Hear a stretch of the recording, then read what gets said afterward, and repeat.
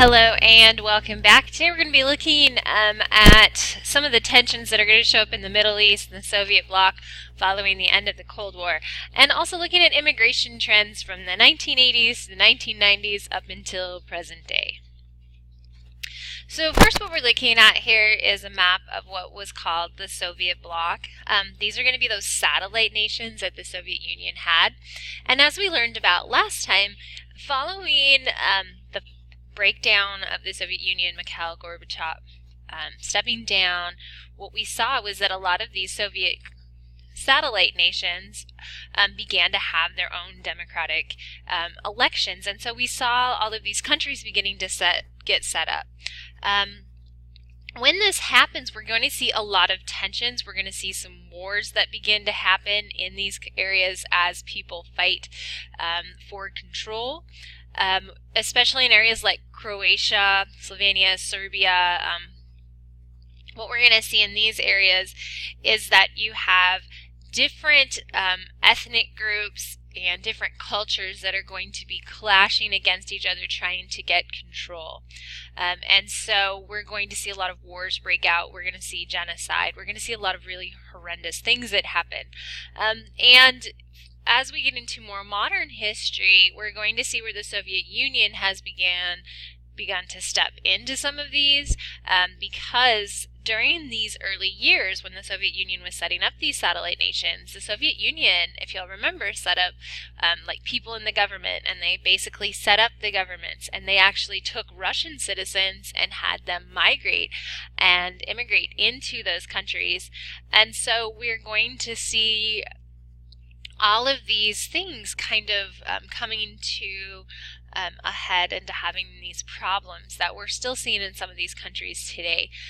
But as we're going to go into immigration trends, we're going to see that a lot of people from these areas around in here are going to get asylum in the United States. And that means that basically things are so bad where they're at that the United States is going to say, yes, please, you're a refugee, come into the United States. So as we were talking, we're going to talk a little bit about immigration trends. So this graph kind of shows you where immigration trends were from 1987 through today. You can see that when we look at this is inward migration is this gray color. You can see that in recent years, the migration trend into the United States is actually declining and it's dropping. We're going to be looking at illegal migration. We see that in the 1980s and 1990s, we have higher rates of illegal migration that begins to come into the U.S., especially from some areas in Central America. And so that's what we're going to be kind of looking at is some programs. Reagan is going to have a few programs. Bush will try some programs. And but in recent years, that trend has dropped and has actually reversed. So we're seeing a change in immigration in all forms into the United States as declining in the last few years. So let's just watch a short video. The final era of immigration to America is the one we're still currently in, which began in 1965 with the passage of the Hart-Celler Act. This law finally replaced the unfair quota system with a policy that gives preference to immigrants who have relatives already in the United States, or people with job skills that are highly sought after. All other past restrictions targeting specific groups were thrown out. This was one of the crown jewels in President Lyndon Johnson's Great Society program, and it fundamentally shifted who was allowed in. In 1970, 60% of immigrants came from Europe. This number just fell off a cliff by the year 2000, when only 15% were from Europe. The one thing that didn't change were the many undocumented immigrants from Latin America who continued to come across the border in search of a better life. So, in an effort to address this, in 1986, President Ronald Reagan signed the Immigration Reform and Control Act, which gave green cards to about 2.7 million immigrants. It was the largest single moment of legalization in American history.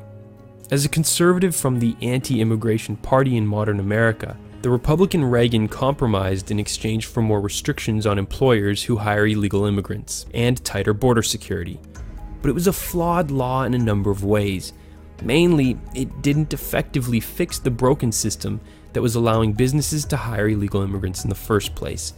So since the businesses could still break the rules, many low-paying jobs remained for the millions of undocumented immigrants in America that the law still didn't legalize. The bill also didn't adequately fund and equip the Border Patrol, which meant there was still a fairly consistent flow of people coming across the border. To fix some of these problems that still remained, Senator Ted Kennedy introduced and Congress passed the Immigration Act of 1990, which President George H.W. Bush signed into law.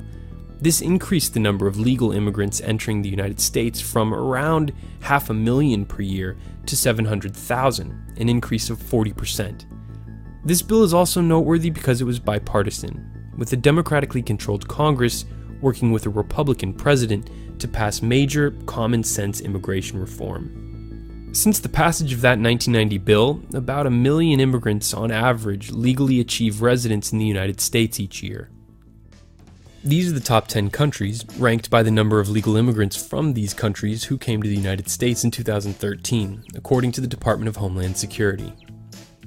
According to the 2010 census, these are the countries from which all immigrants currently in the United States came from, ranked by the total number of people in America who say they were born in each country. Today, 14.3% of the total American population is foreign-born. That's more than 45 million people.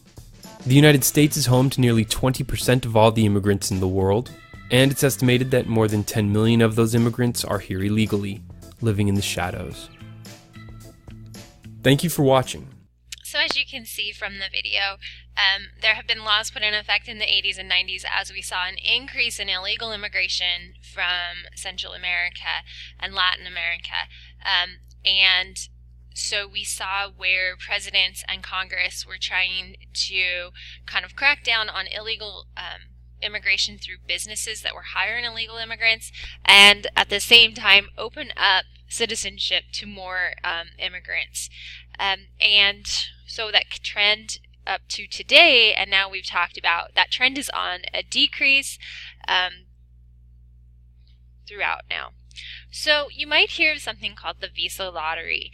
And so we're going to watch just kind of a short video which explains what the visa lottery program is for immigrants. What does it take to win the Green Card Lottery? The Green Card Lottery allows eligible foreigners a chance to become permanent U.S. legal residents. Several countries are excluded from the lottery, such as Canada, China, and Mexico. That's because more than 50,000 of their citizens have immigrated to the U.S. in the last 5 years. The lottery was launched in the early 1990s with a focus on Ireland, but that has evolved over time to include other countries. In 2015, almost half of the winners were from Africa.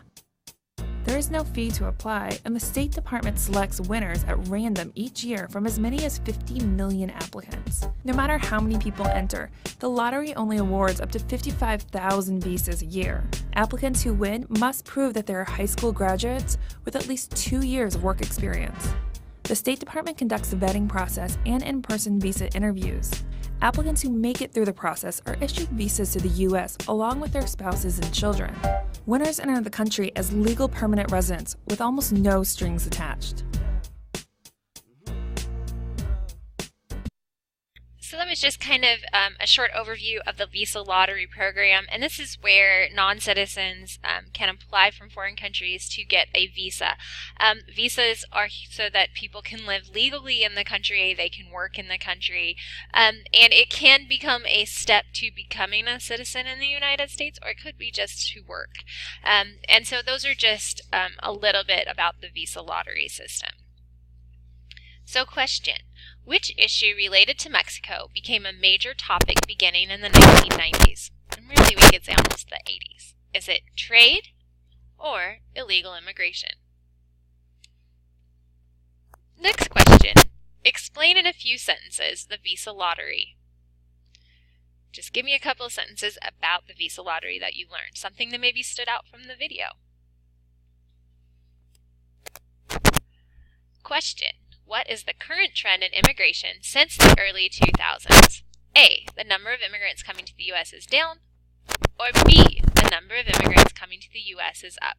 What is the current trend in immigration? So when we're talking about this is from about 2006 up to today. 2006, 2008 to today. Remember that graph that we showed when we talked about it. And that is all we have for today. Next time we'll be looking at Clinton's presidency.